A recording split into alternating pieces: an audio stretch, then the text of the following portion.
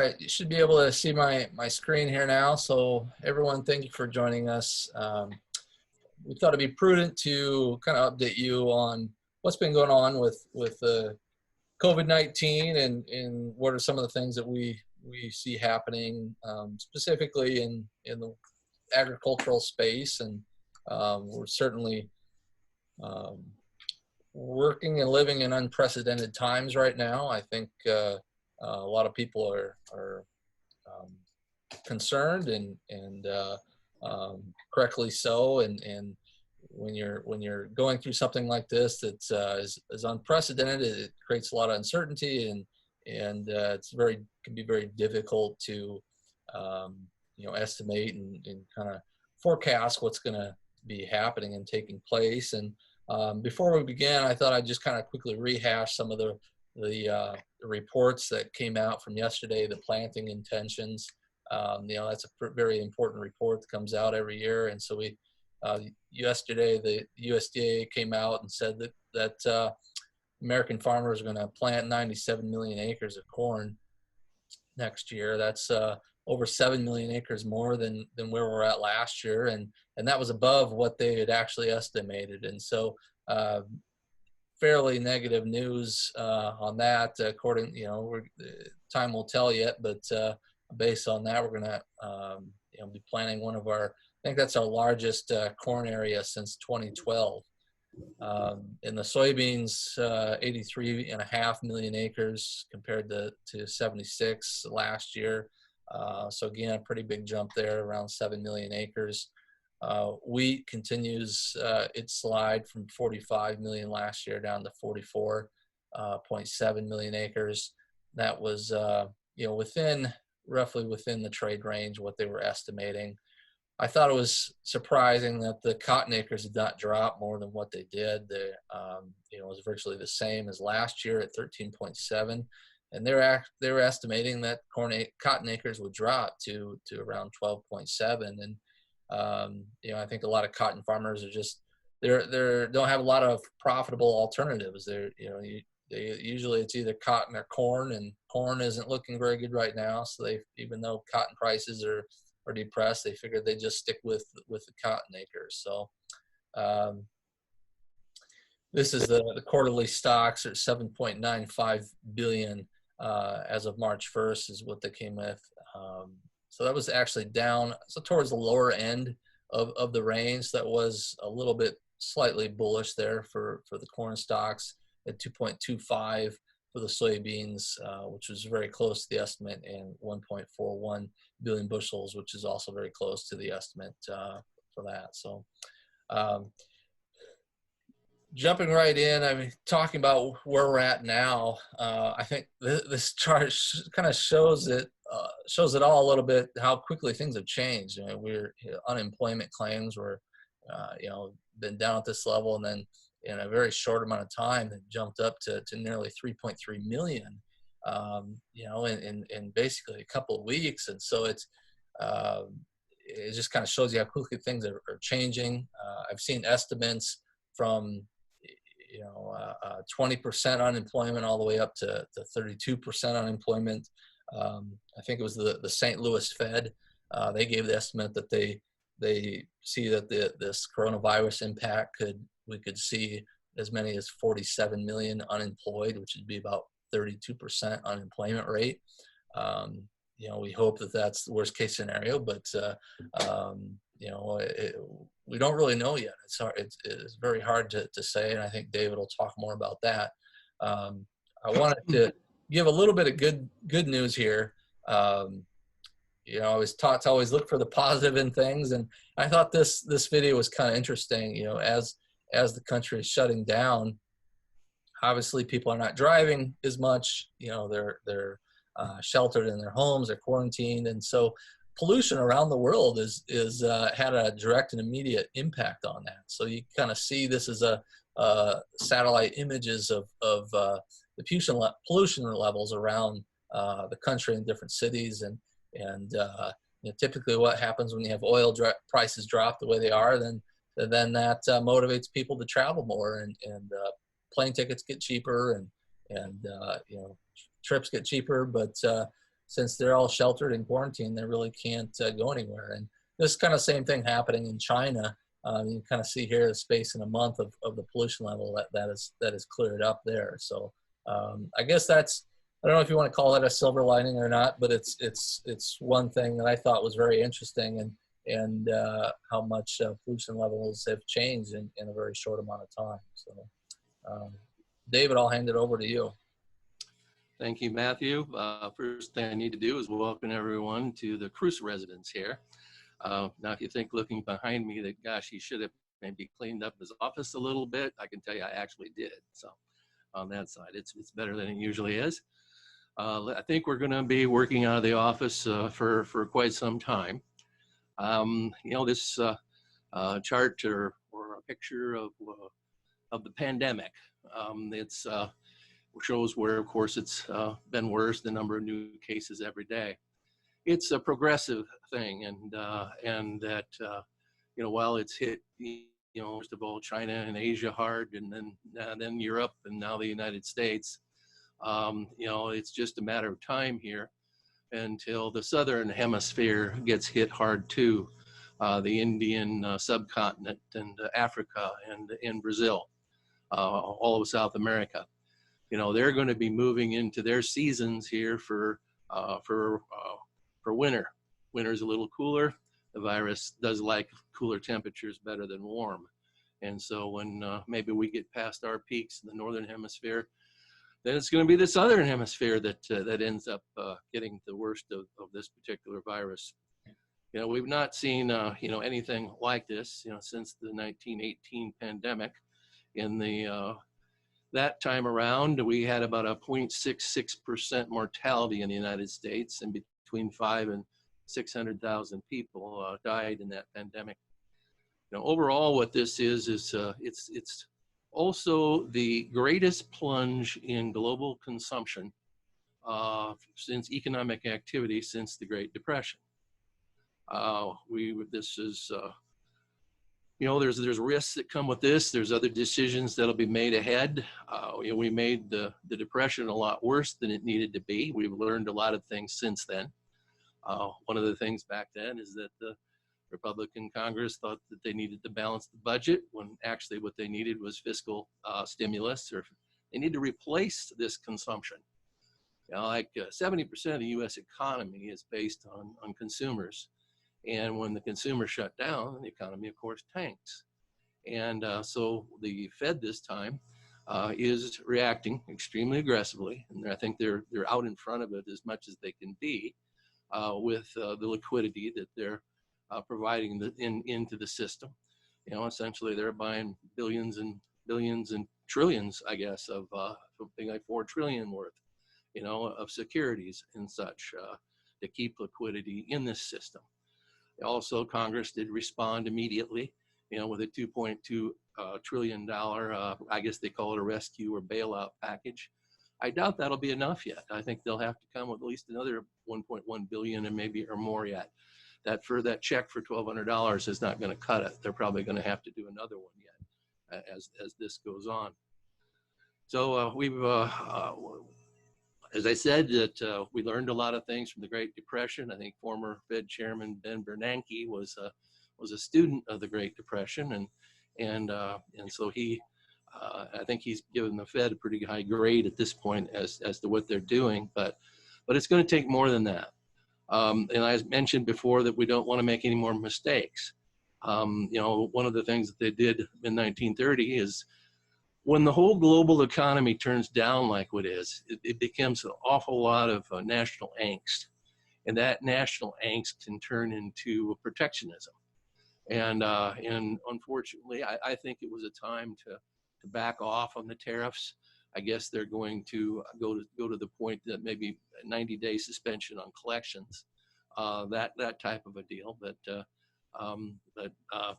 I don't think that's probably enough, and I'm afraid that we'll end up as in the next number of months or whatever, as countries, some of them are going to be in agony over this. They'll take some protectionist tax and things. When we had the 2008-09 financial subprime mortgage fiasco here, it was primarily just the United States. China was doing well. Even Brazil's banks were doing well back then. And really, you know, there was a lot of money in the rest of the world that poured into the United States that kind of recapitalized things. And this time is different because this plunge in consumption is global, and everyone is doing the same thing. All central banks are basically printing money as fast as they can hit the computer keys. I think that when we do come out of this slump in consumption, if they've put enough money into the system to make that happen, I think there'll be some consequences on the other side. We don't quite know what those are yet, but at this point here in the United States, you know, I think that people are scared today, of course, and they feel threatened. And one of the things that the part of your brain that responds to a threat is the amygdala. And the people have a tendency to respond to a threat in 3 different ways. One of them is they say it's fight, flight, or freeze. Well, you know, I think we're going to see all of those in one form or another in the response of our nation to this crisis. You know, we're fighting. We've got our 21 million, I think, health practitioners in the United States are going to be our frontline soldiers, and they're going to go to war here, and with everything they've got, with all the resources that we can find. And so we're going to fight hard, is what we're going to do to save as many lives as we can. There's also some flight. When they announced someplace that they want to crack down or on a particular town in New York or whatever, I call them squirters. Everyone that doesn't want to be locked up in that situation, they're across the border, going to Rhode Island or catching a flight going to Florida. And we didn't close that down hard enough. And I think that that flight is going to worsen the situation that we're going to deal with. And there's also some freeze too that people really don't know what to do. Well, I guess the freeze is actually the recommendation of the CDC that we stay at home at this point in time, and practice our social distancing and such. But you know, I'm a little bit displeased with certain things that have happened.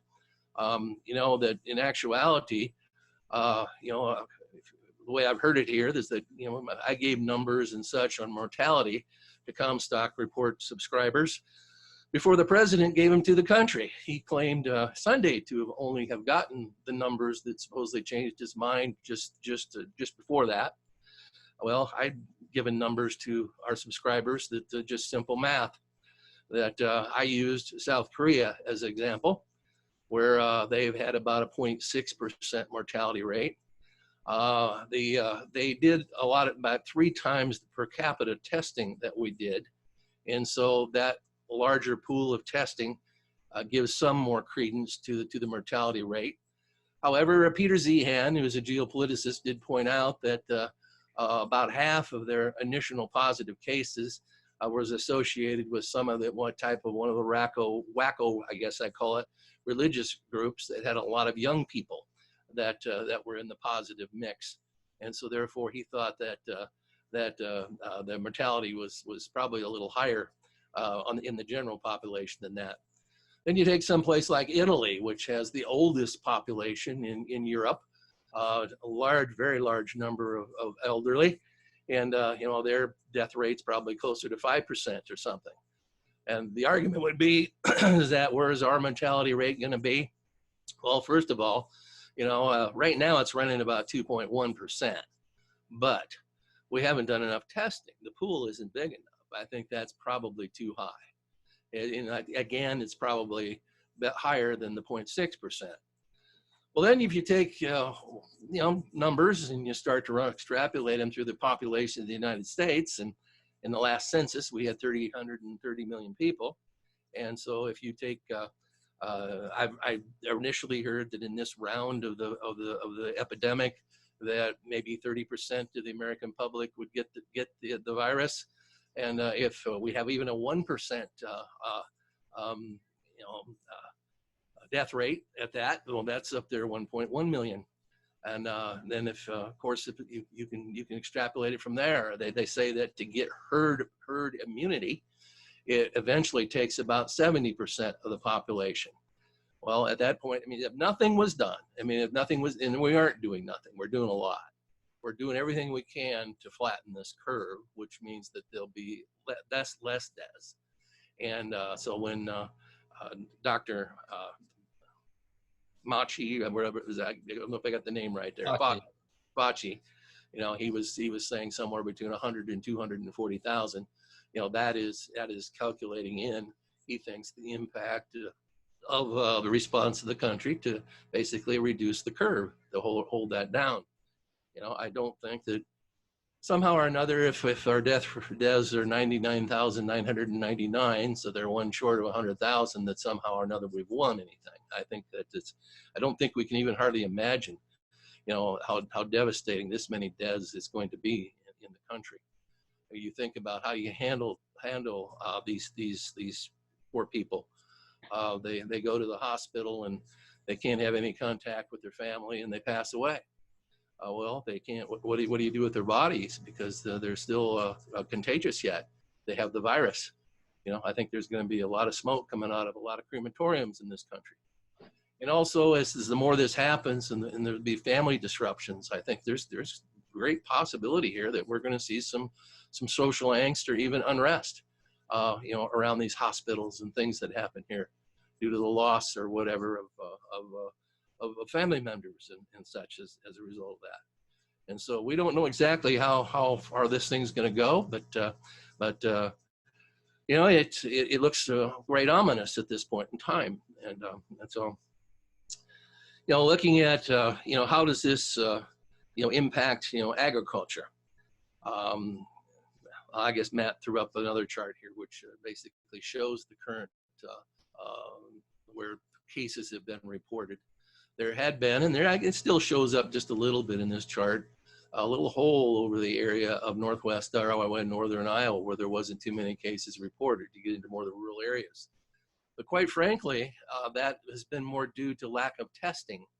I know that I have a sister-in-law who's a nurse practitioner, and she said that up until a week ago Friday, they were not approving any testing in our area.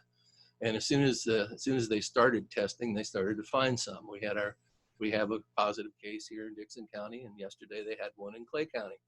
And so the more testing they do, the more they're going to find as a result of that. I really don't know where we're at until we get a much more expanded testing than what we've had at this point. How that part. So I'll move on to the next one, Matt. Mm-hmm. You know, we look at you know, what's happened in mainland China. We have to be some skepticism as far as the numbers are concerned. Many think that they've had more deaths than what have been reported, and that's probably true. But right now, as we mentioned, the pandemic is still expanding worldwide, has a long ways to go yet. You know, the largest populated country is India, and also Africa. You know, huge populations with little resources, and so we, at this point in time, are struggling to take care of ourselves, and we can't even hardly think about helping anybody else at this point. But in mainland China, they did flatten the curve, and they did it very aggressively. How they did it was with testing, and they also tracked people. When one squirted, so to speak, they knew where he went, and they found the people he had contacted, and they put them all into quarantine. We have not done that in this country. And so we're going to have a different path or trajectory than what happened. And really, they did this in Korea, and Singapore, and in Taiwan, and for whatever reason, you know, we haven't done it the same. Go ahead, next one, Matt. You know, I think this kind of says a lot as it's been going on here. You know, the president was slow to get here. His one main responsibility as president of the United States was to keep this country safe. And in my opinion, he's failed. And we'll see how this goes as time goes on. But I think it's an abject failure. You can blame it wherever you want to blame it. but he's still president of the United States, and it's his responsibility. Next, Matt. I guess this maybe should have been connected back with the one about China, but it shows that you know, how their ability to bounce back from flattening their curve at this point in time. You know, they always have a pretty sharp drop in congestion and traffic around the Lunar New Day holiday, but there's, you can see that normally it's pretty darn sharp recovery after that. This recovery is much slower and much gradual at this point in time. They've got to, one thing about China, they've got to have a world to sell to. They've got to have a global market to sell to. They're an exporting country yet. And as I mentioned, we're seeing the largest contraction in global consumption since the Great Depression. I guess my question is, how good can it be at this point? So moving on, here's the interest rates. But I guess it shows what the Fed has done. You know, there was a lot of people, I think, that were betting that the interest rate was in, you know, from late last year and into early 2020. And when this hit, the recognition is that the Fed was going to have to take major extraordinary actions, and that they were going to take interest rates to zero. And we saw an utter collapse, the bond market trades inversely to interest rates. And so what we saw was the bond market soar. It went straight up, just the opposite of this particular chart. We happened to be, I guess, lucky enough to catch the most extreme point of that in recommendations in our report as far as refinancing, you know, debt. I was able to reduce mine by about 0.71% on both my mortgage and on my farm mortgage that I have. You know, it's since bounced back. You know, one could argue that the Fed is just going to hammer away at this thing. And so therefore that eventually they're going to provide so much liquidity that they're going to have to keep the interest rates low for a while. There's also another argument is that what we're going to see is an extremely sharp increase in credit risk. You know, there's going to be a lot of bad loans out here, and in a lot of different sectors of the economy. And that credit risk is showing up in that a lot of some of the commercial side of it is the rates are not falling as much as people would think as a result of this, because they're going to have a lot more to absorb on that side for the lenders and such. Do you think that the fact that the agriculture is considered been deemed an essential industry, do you think that will potentially lead to some loans being forgiven, or some situations where they make some exceptions, I guess, to any? I think that what they'll do in I don't know, in the case of agriculture is probably different than the residential loan situation, but I'm being told right now it's the commercial loans that are in the worst shape. But they'll end up taking, you know, at least 3 months of payments and then tacking it on to the back end of the loan somehow or another. They're trying to figure out how to do things like that. You know, as far as the ag loan situation, it's going to be an individual basis.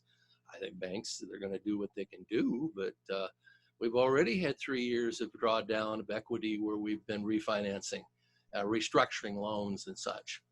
And we went into this year with a pretty optimistic outlook, and I shared that at the time. I mean, we had just got 4 good trade agreements done, and it looked like we had you know, brightening prospects. And then basically a double hit here from the pandemic and from the trade war, essentially, with the Saudis and Russia. They're trying to ruin our energy system here, destroy the biofuel industry. They're doing a pretty good job of it right at the moment. So I think that we've got to wait a little while to see how this shakes out.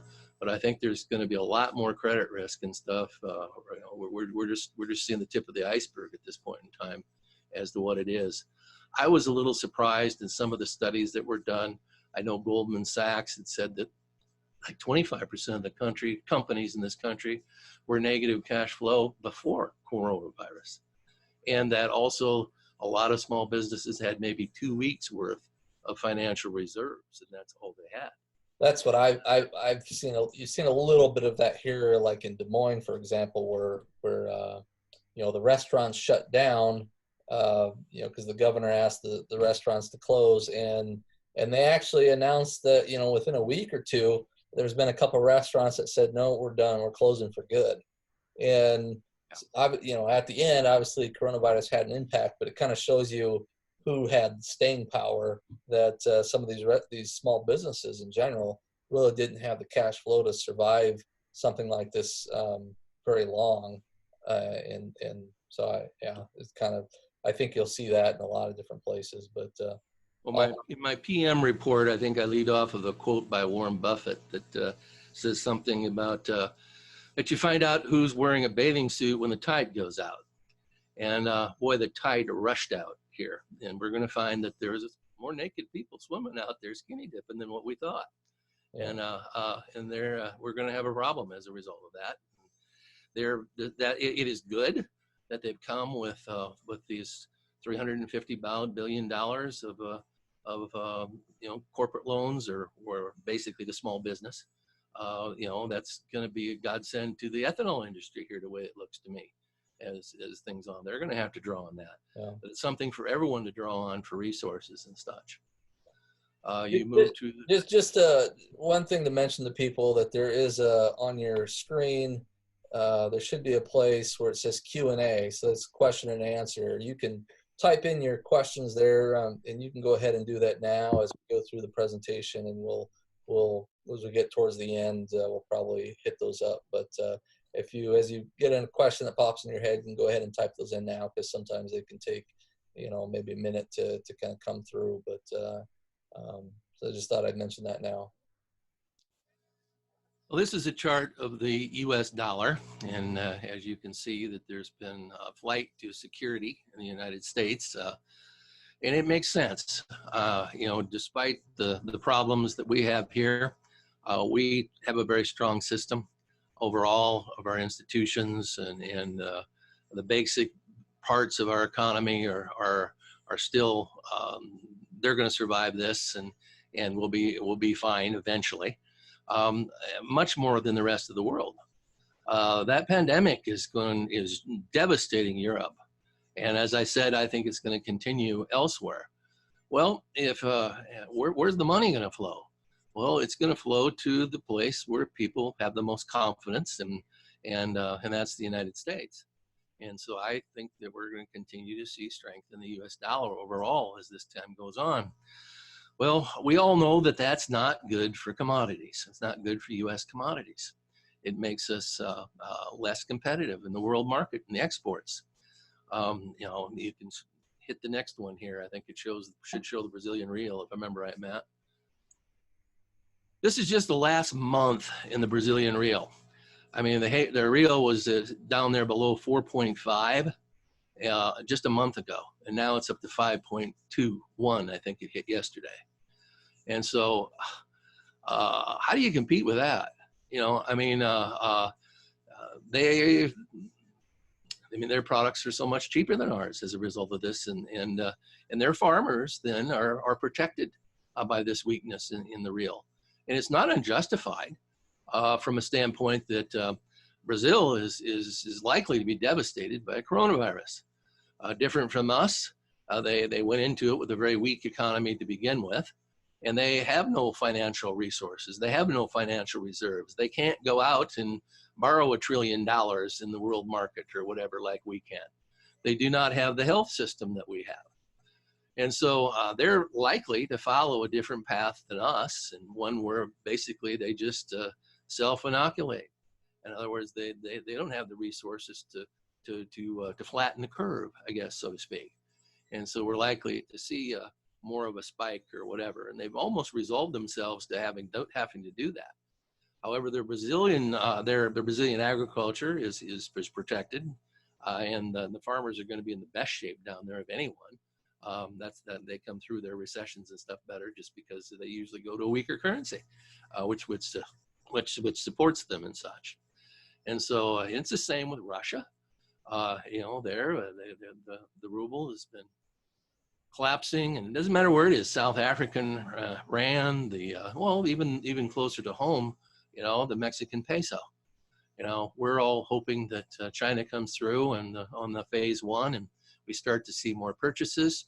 I'm basically informed by hedge fund advisors that who have some of the Chinese crushers as their largest clients, and they tell me it'll be political. That the recent purchases were token. They want to make it look like that they're complying with phase one. They really don't want to fix this thing too much. They want it from a political standpoint. It's just not in their interest, and we'll see how long it takes them to really play out. And so we will get some help from them. But you know, one of our main buyers for corn and pork and beef is right our southern border. They were almost in recession before coronavirus hit. They don't have the resources and such until, so it's going to be a devastating thing there too, I believe. And so when the value of the peso falls sharply, that means their money isn't worth anything. And so all of it becomes too expensive to buy here. And so they either go without or what.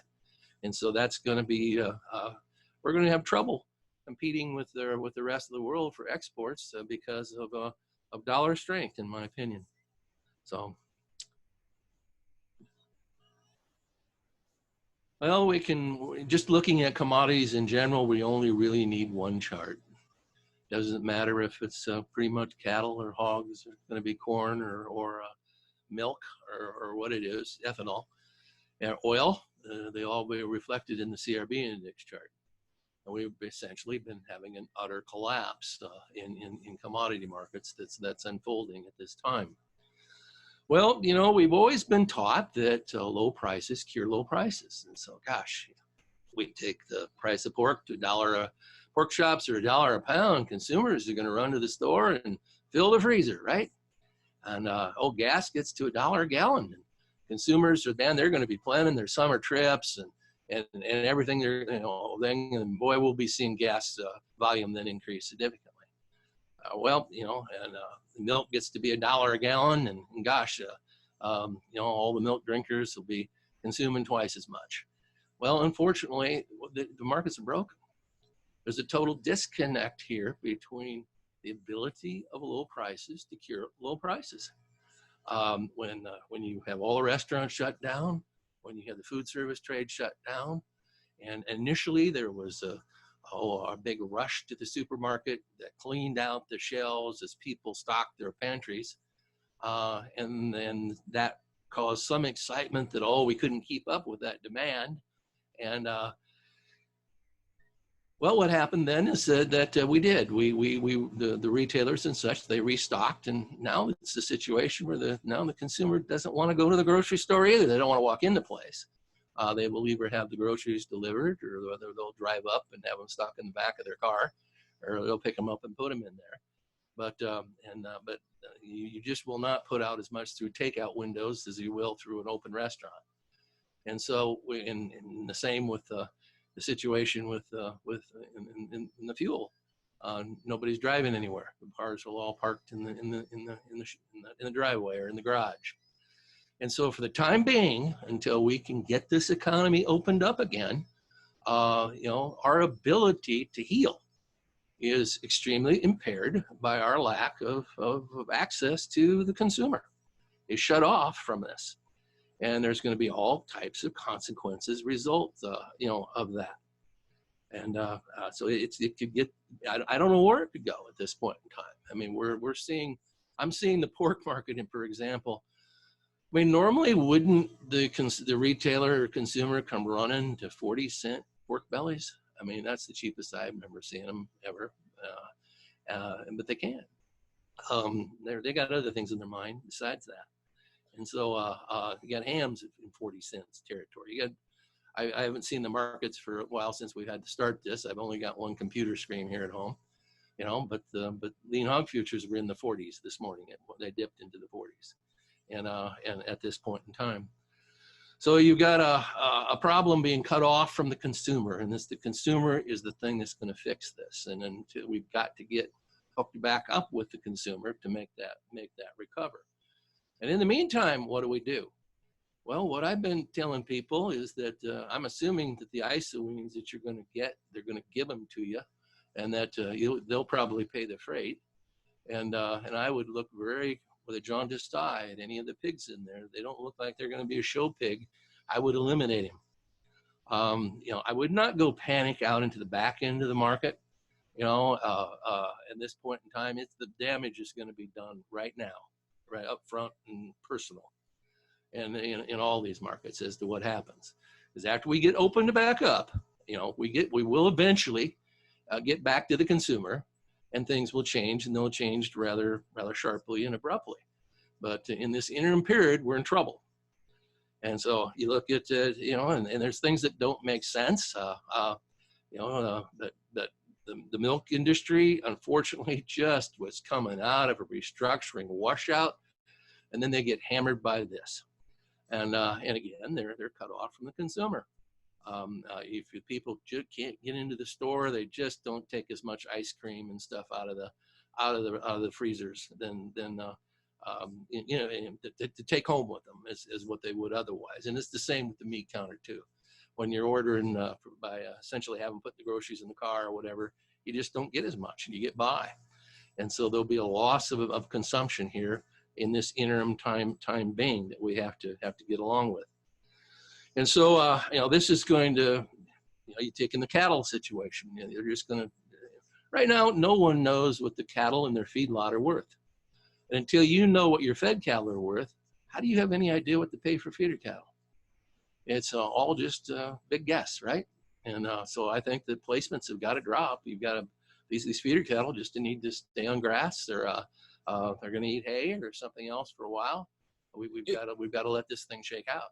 In the situation with the ethanol industry, wouldn't the number one priority right now be for Trump to kind of work out some sort of deal with Saudi Arabia or Russia to kind of get things back to where they were with them, where they can limit the production? It's being talked about. He mentioned it this week that he was going to have discussions with them, but I think they went into this with essentially an objective. It's a trade war. We were putting sanctions on Russia for a number of things. And every time that they reduced their oil production as the global economy was slipping here, our shale oil industry took their market share. And essentially, while they're acting like they hate each other but they're acting in concert together anyway, they're fully intending to break our shale oil industry. That's what this is about. And there's been some talk and such, but I don't know that it's going to amount to anything yet. I think the Saudis went ahead with they had planned a significant increase in their oil production this month. They were doing things like pre-positioning oil in Egypt for sale into Europe. There's a lot of oil that's being sold below the market, below the spot price. A lot of oil from some weak oil producers that got to sell. There's been some $9 barrel oil sales made. Every ship, every terminal is full, and that transfers through to the ethanol industry too. And whereas every tank is now full. We started out, I think Poet had at first estimated we might shut down 1 billion gallons, and then more realistically, somebody came through here with a 3 billion gallon reduction in ethanol production. I think it's closer to 6. I think it will be 40% of the industry for a while. How long? You can't tell. Nobody can say when it's going to come back up online. That's when we've got to get this thing straightened out, when consumers can get back in vehicles and they start driving, and the consumption levels can start to recover. As I said, we're going through overall, the greatest decline in consumption that we've seen since the Great Depression. And so, as long as it takes for that to recover. And in the case of ethanol, it's priced at a level right now where there's something like 80-cent negative margins to ethanol producers. They're getting murdered at this point in this thing. Yet the price of ethanol went from 30-40 cents a gallon under unleaded gas to 40 cents a gallon over leaded gas. And now the EPA announces that they really aren't going to enforce the RFS on the refineries. Aren't going to, they really don't have to report that they're complying. And so, we're in quite a mess here for the situation that first of all, we need our demand to recover on that side. And we've got to drastically reduce our production accordingly. The price of ethanol in Brazil collapsed. Brazil has been our primary #1 export buyer. And so we aren't, who in the world wants ethanol right now at a higher price than unleaded gas? Normally I buy E30 at a blender's pump, and I'm normally paying 20 cents a gallon under E10. And last week I paid 20 cents a gallon over E10 for E30. Now I'm going to do that as a proponent of the ethanol industry, but no consumer is going to do that. It doesn't make economic sense to do that. And so how do we fix this? Well, for the ethanol industry, take the price of corn sharply lower, from that aspect. And so, this stocks report was looking in the rearview mirror that we just saw. We saw very good feed demand. We've expanded all these industries, but that's got to stop. And it's going to reverse. The chickens will be the first ones. They're going to break some eggs. Chick sets have got to get shut off. As I mentioned, less cattle on feed. They're going to shut off the breeding herd on the pork side. That means less feed demand going out ahead. There's some nuances to this, as I mentioned in a report this week, that by significantly reducing the activity of the ethanol industry, you also cut DDG production sharply. And DDGs have been a major component of our feed rations.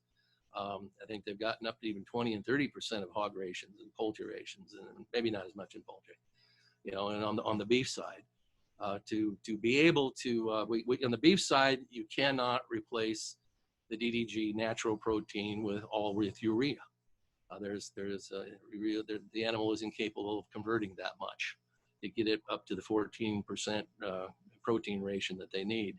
So therefore, they've got to look for a natural source. So that's going to be soybean meal, and it's going to be alfalfa, as it happens there.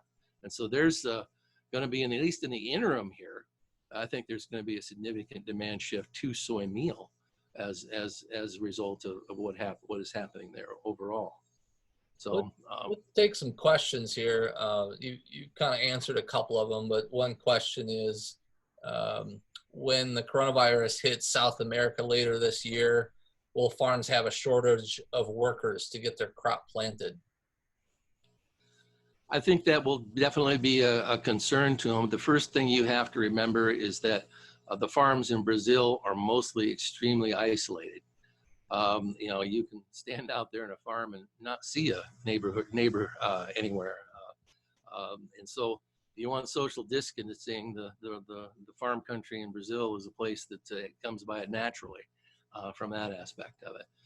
And they will, I'm sure, like the employees live on farmsteads and such, and they'll be practicing, I'm sure, all the best health procedures and stuff that they can, as a result of that.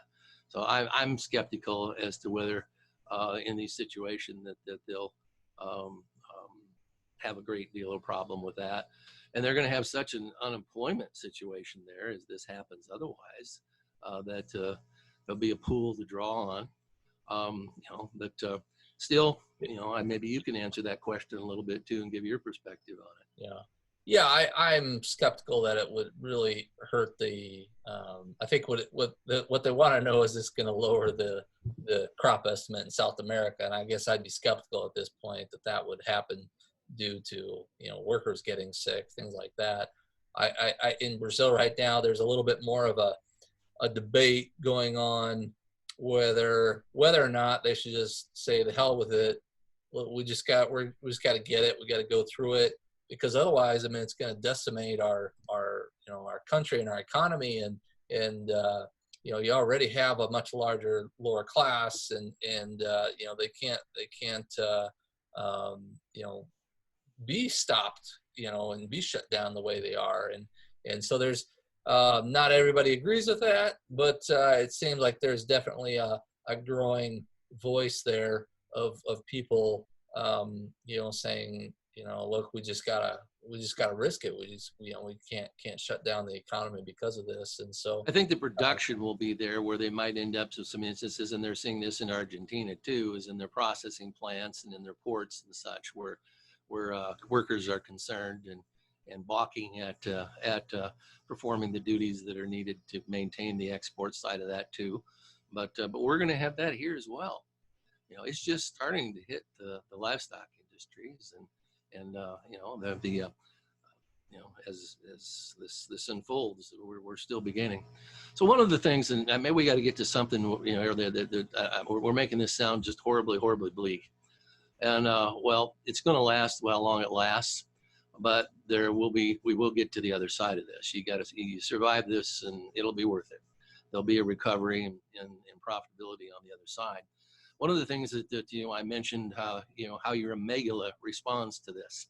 Well, I guess you've got to mitigate the threat. And I'm essentially just a grain producer today. I think probably there's probably an assortment of different production represented by the listeners to this particular webinar. But I feel like I've mitigated my threat. And how I did that was that I made the decision to do 85%, the 388 crop revenue insurance coverage. I also took PLC, which has a $3.70 target price for protection under the farm program. Donald J. Trump he loves us, and he's going to give us another check of some kind or another.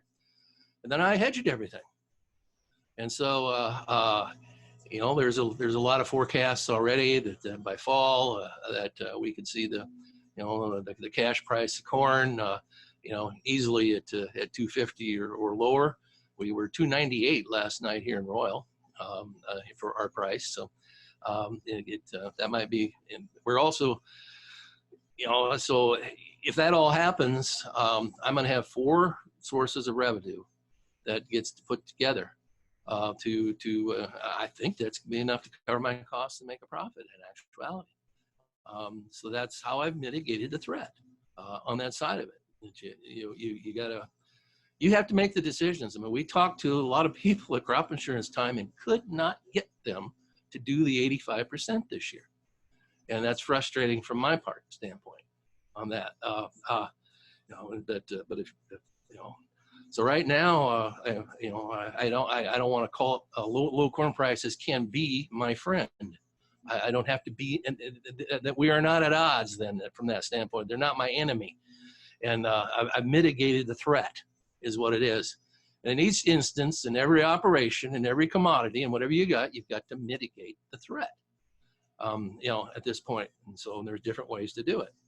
So I'm still going to have storage risk, or I should not have storage risk this fall, but there will be storage risk. Because I think we're going to raise a much better crop than what we had the last 2 years. And so the farmers still have old crop in the bin. They're frozen right now. They're frozen. That's one of those responses of the amygdala on that old crop, and they can't do it. And but they're going to have a new crop at some point in time, and so storage is going to be an issue, and basis is going to be an issue. We were we've seen a 45% swing in the basis of their ethanol plant. Forget any loss of the market, of the marketplace in Chicago. Mm-hmm. And I don't know if we raise a big crop this fall, we're going to be looking potentially at what, a 3.5 billion bushel carryover for the next year, pushing it forward. And why would basis be any better than that? And so there's still risks, but one question that we've had here is you talked a little bit about the ethanol demand and the destruction in demand from the ethanol. Do you see that being offset by any increased use in feed? I think that's a question I've seen in other places is hey, it's not as bad as you think, because even though there's less DDGs, can't we just start feeding corn again to the way we used to? Corn doesn't work. Corn is 8 to 9% protein, and you can't balance a ration up to 14% that you need for a beef feedlot right now. Way it was. I've had a little tutorial on this, and And I was told that when I was feeding cattle, I don't know, 20, 30 years ago, that Iowa State said I needed 9.5% protein in my ration. Today, with improved genetics and also with the implants and stuff to put on that kind of lean that they're doing, they need a 14%. And you can't balance, you can't get to a 14% with corn. And so one of the benefits of the beef animal is that he can convert urea. There's a limitation, however, though, as to how much urea can be converted, and you can't get to 14% with corn and urea either. That means it takes some form of natural protein. Well, that was being met by distiller's grain, and now with the absence of distiller's grain, these plants are now unreliable suppliers. They're also unreliable buyers.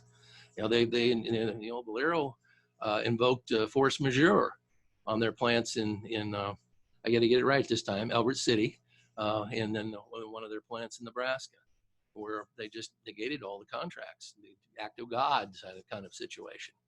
And so, so you don't know that anybody had a distiller's contract if it's even there anymore, or if they can deliver. If they're not operating, they're not going to deliver. And so, from the standpoint too, it'll be a matter of price. The distillers probably will become, a greater portion of ethanol revenue, but enough to sustain the plants and keep it going? No, not at the damage that's being done to it. You just can't compete with 50 to 60 cent, RBOB. Specifically, the amount of damage done to corn. I think we've seen some estimates that wasn't something like 250 to 300 million bushels, and that's just through May. Is that correct? Yes, absolutely. That's estimates, and all these estimates, they seem to get worse because it's a progressive thing. I mean, if you even look at what's happened in Washington with the president and the administration, it starts out, everything's going to be okay. And it's just been a downhill incremental change. And like I pointed out, I told my Comstock Report subscribers what the mortality situation was before the president told the country. And so it's been the same thing as I mentioned. It started out at 1 billion gallons down, now it went to 3 billion, and that does translate to the numbers that you're talking about. It's more likely to be 500 million bushels of corn before we're done, or even more. It's a matter of how long is it going to take to get consumers again moving in this country to where they're buying fuel. I don't think anybody's going to leave on a road trip too much this summer yet. It's still going to be shut down. It's going to ruin that summer vacation season, in all likelihood. We'll see. And maybe we can't begin to understand how the consumer is going to react to all this. Maybe there'll be some of it is, I got to get out of here. If they're opening things up right now, I'm going someplace different. And so maybe there will be some travel, and they'll get the airlines slowly started back up too. I mean, you consume a huge amount of fuel and such. So. Question about, do you think that Trump will suspend RFS compliance requirements for a period of time? Essentially, the way you could read what the EPA announced last Friday that they did, what they were saying is that that normally the refineries have to report compliance, and for the time being, for the foreseeable future, they're waiving that. They don't have to do it. And I mean, from a standpoint that there's been some ethanol plants, for refineries, they're in bad shape here. I mean, they were actually selling RINs. They're in such a bad cash flow position in refineries that they had some RINs and they're selling them. And so I think they can do that when they don't have to comply with the RFS, right? But then they don't have that obligation. I'm very skeptical about how well they'll follow through on this because on that. And even other things in the administration. I mean, also the EPA announced that they were lowering the CAFE standards. And, the idea, I don't know what their idea is. Everybody's driving SUVs and so they don't want to have lower mileage anymore or move this push. But in actuality, that hurts ethanol. Because in order to meet the tougher CAFE standards, it took different types of engines. And these high compression engines require ethanol. It takes higher octane. And so that was another EPA ruling that hurt ethanol. Seems like we don't get much else out of them. Mm-hmm. Someone asked if USA is going to be printing a lot of money, do you see other world players getting fed up with this and creating a new world currency? That's a good question. I probably come at that from a couple different directions. By fed up with it, I don't know that I think the United States is such a dominant power in the world that they'd like to come up with another alternative, but I don't think they can. I don't think it's there to come up with.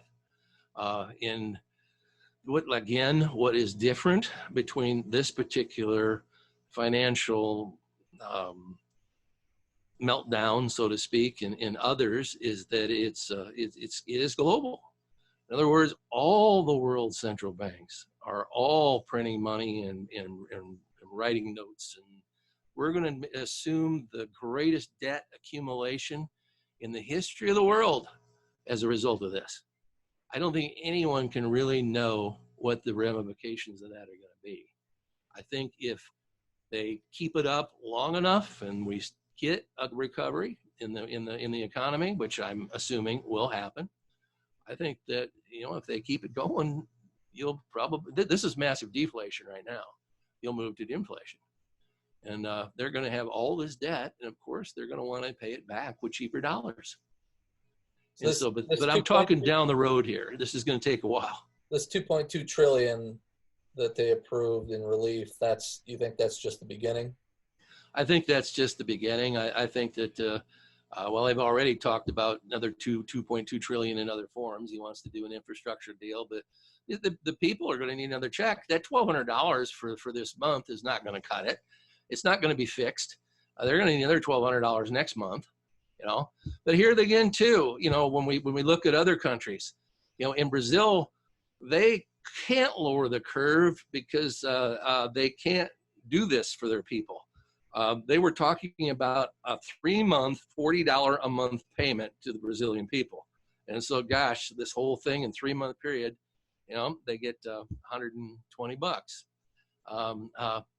They can't live off that. That.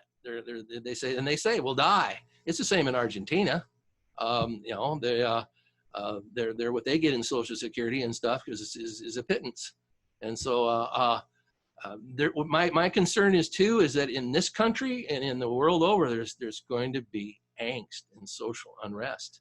We don't know where that's going to go. There's a question that's kind of gets at that a little bit, where he's saying, will exporting countries of grain reduce exports as they have concerns to build their own domestic stocks or improve the food security? And we've been seeing that a little bit in the news, that they're worried about countries are going to start hoarding food supplies. What are your thoughts on that? Well, I guess one we could look at is Russia, and Putin is supposedly putting a cap on exports, but grain exports, but it's so high that it really shouldn't impact things yet. But part of it in the case is what can Putin do? He needs money. He's not getting it from oil, and so therefore they got to sell grain. I don't, unless if they got into some type of a domestic situation where they got a short crop, then you'll see some of that. But it would be dictated by weather from here to there. Right now, there is no real world shortage of wheat. There's no world shortage of anything as far as that goes. But I think that we can't really probably guess what some of the ramifications again are going to be on trade. But and really China is in the driver's seat here. They from a political standpoint, they do the phase 1, and they've got over 2 years to comply. They can make the argument that the coronavirus hurt them so bad that they need a little more time. And really what they're waiting for is to see if Joe Biden is the next president of the United States. Back when Iran took the hostages and with Jimmy Carter, and the day after Ronald Reagan was elected president, and suddenly the hostages were released. And well, we're the hostages. Farmers are the hostages. And so I would expect that not to see China do too much, but under the right circumstances after the next election, they could be very helpful.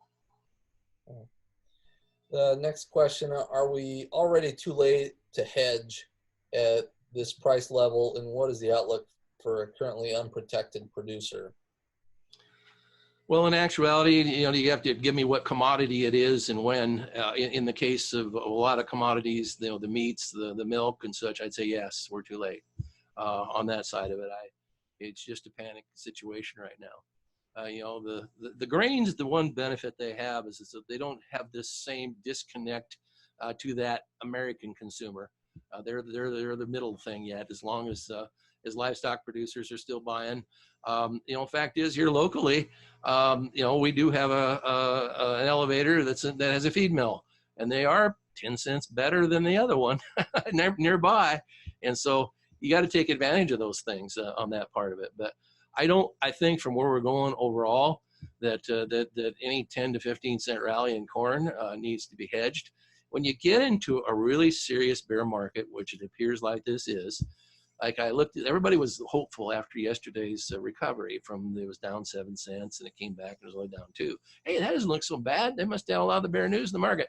What you'll see oftentimes is when the market down sharply, there'll be somebody come in, they take profit and they lift it back up, but no real buying comes in. The rally is back to steady money. And as far as the numbers that I'm thinking for fall, there's still downside risk here at this point. So, I would be more so in the case of corn than even in soybeans. Probably get drug into this thing too. There's how they think that we've got to get rid of some of the corn acres and shift it to soybeans. But as I pointed out, a lot of those. How did we get to 97 million? Where'd that come from? That was the valuation at that time of farmers as what the difference was in the crop insurance guarantees. It favored corn. And so therefore, that's why we got 97 million acres. Well, then how do you unfavor that? Can the market actually do it at this point in time after farmers have already committed? They've got this backdrop. They've committed to PLC and everything else on this. And so that's questionable whether you can get them to shift. It'll be some. I'm sure you can probably add 1 million acres to soybeans and take it from corn or whatever, but it might not be the wholesale shift or whatever that people would think just looking at the market price, because the market is not where it's at anymore. It's where those price guarantees were set. Going back to his original question, a lot of, when you get down to these price levels, looking for protection tends to be more expensive. And so I know in the case of cattle, buying puts can be very expensive. I think a lot of guys are opting to, sell futures and maybe buy calls. And I know we worked out some different strategies in the corn where going out ahead till March of 21 that we were able to buy some puts and I think sell some calls for even money. And so there are strategies like that. That probably getting ready to protect you for this new crop, but pretty expensive to kind of protect the old crop at this point. The carry is our friend out there right now too, so that means the storage would probably pay, in the new crop time frame. But also we got to be worried about 2021. If you've got a 3.5 billion bushel carryover in corn, it's going to take quite a little somehow or another to rectify that. Another good crop at that time, or I don't know where they shake out in the world, but it's you're gonna have to discourage someone from producing, and then the next one up would of course be in Brazil next year, but they've got a different set of circumstances too. As we said, they've been protected to a significant degree by their currency, and they've already done some pricing, and so that at levels that work for them. When I think it was on your tour. That you had back in January when your someone, they asked what the Brazilian farmer, what his cost of production was. And he kind of laughed and said, "But I don't think I want to tell you, because when I was in the U.S. here just not too long ago, and I talked to some farmers there, and I asked them what their cost of production was, and well, they lied to me because they couldn't make any money at what they said, or what their price was or whatever, they couldn't make any money, so they were lying. So do you want me to lie to you too, And well, the trouble is he was making money. He couldn't believe that U.S. farmers weren't. And so that's the competitive disadvantage that we're at. Yeah. Yeah. Somebody had asked a question about that. If we feel, farmers in Latin America are more protected right now. And right. Yeah. Honestly, Brazil, I can speak more specifically to Brazil. They're in a much better situation right now. Even though the country as a whole is going to be negatively impacted by this, the agricultural industry still seems somewhat isolated from this. They're still keeping the supply channels open and moving, and with the way that their currency is devalued, that they're still getting very good prices. And so as long as they get decent weather, they're going to be doing pretty good. So next question: if Congress looks at how to help farmers, would raising the PLC target price be beneficial? Well, absolutely, it would be beneficial. It would be a way to get that. Essentially what you're looking at is what mechanisms are they going to use to get money into farmers' hands. Well, in the rescue package, they put about $9.5 billion. That was, I think, mostly targeted to livestock producers. That will be probably dairy and pork and beef producers and poultry. That's not going to be enough. That's the problem. These losses are going to be much larger than that, I think. They've refunded the CCC with another $14 billion that'll be used then for everybody else. And this time they're going to want the cherry growers included. And everybody's going to get a piece of that somewhere or another, and it's going to get diluted down pretty quickly too as a result of that.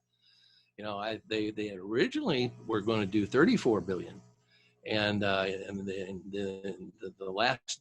draft just prior to the one that passed had that in it, that we were going to refund the CCC by 34.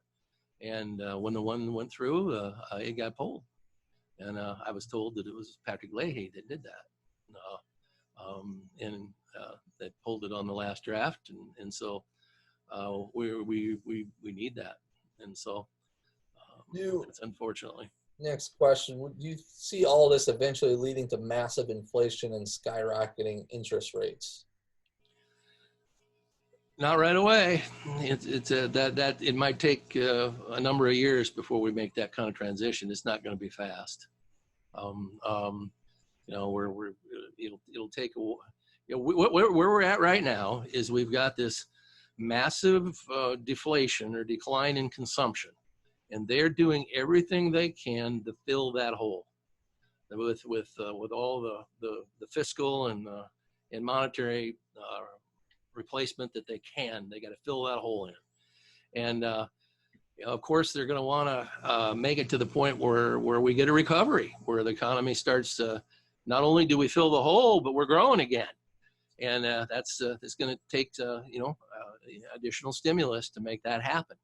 And at some point in time, there's gonna and we're also providing dollar liquidity to the rest of the world. At some point in time, there's going to be so many dollars flowing around this world that it's going to be hard, mind-boggling again.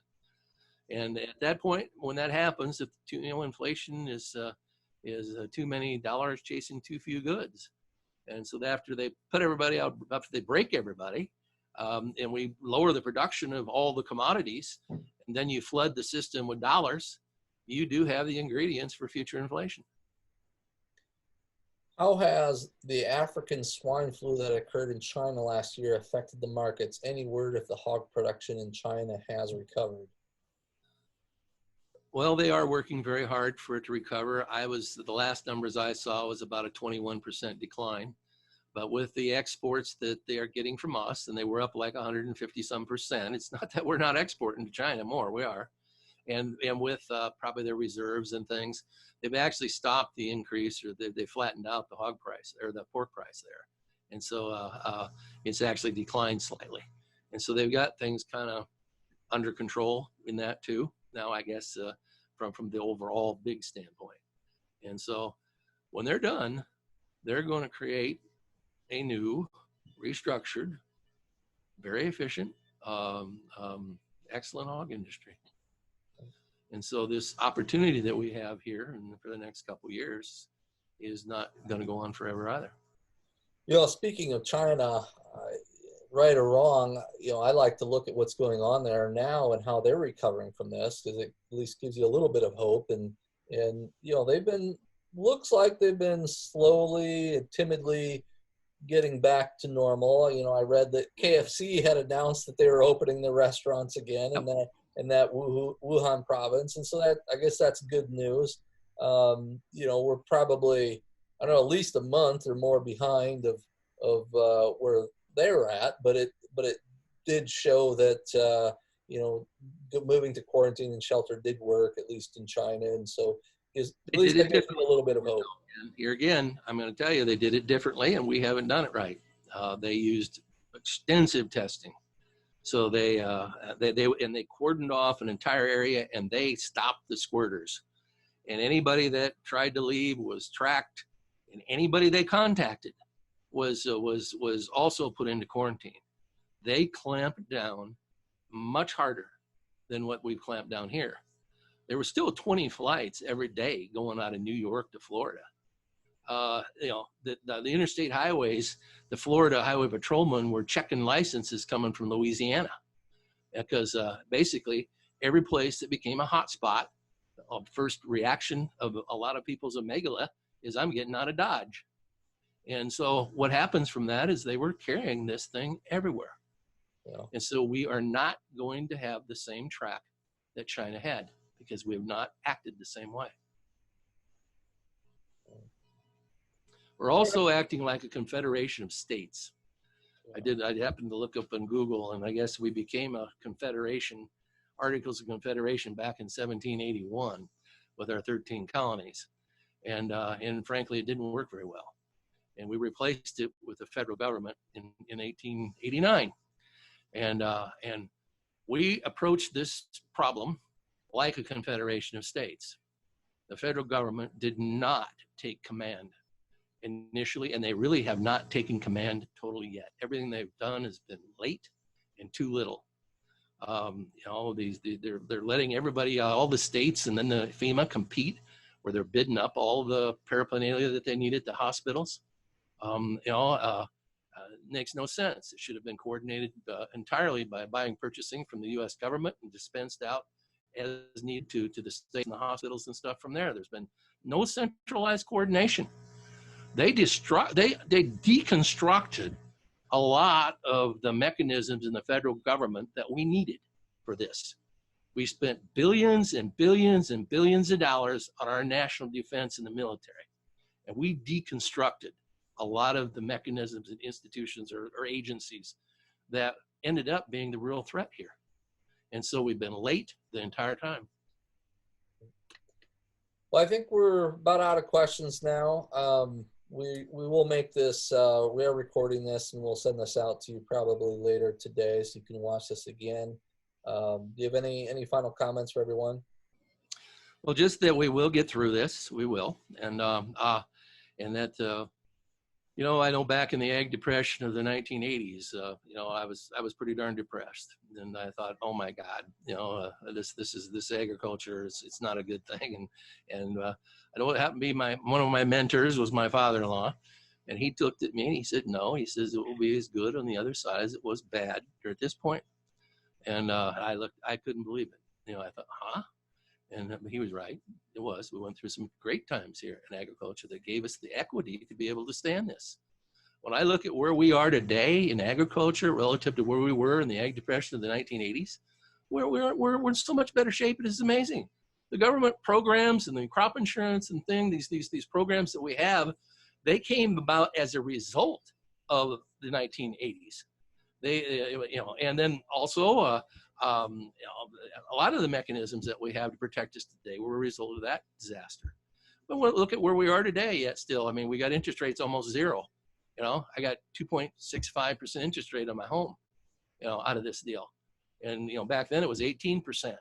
You know, this will be a short-term period where we've got a disconnect between our commodity markets and the consumer, and that will not last forever. And there will be a very good something on the other side. That's what you've got to hold on to. Don't do anything stupid in the interim, but you gotta mitigate your threat. All right. I think that'll do it. Thank you, everyone. If you have any questions about how to specifically mitigate some of this and hedge, put any hedges on, be happy to talk. You can call the office at 712-227-1110. Thank you, everyone. Have a good day.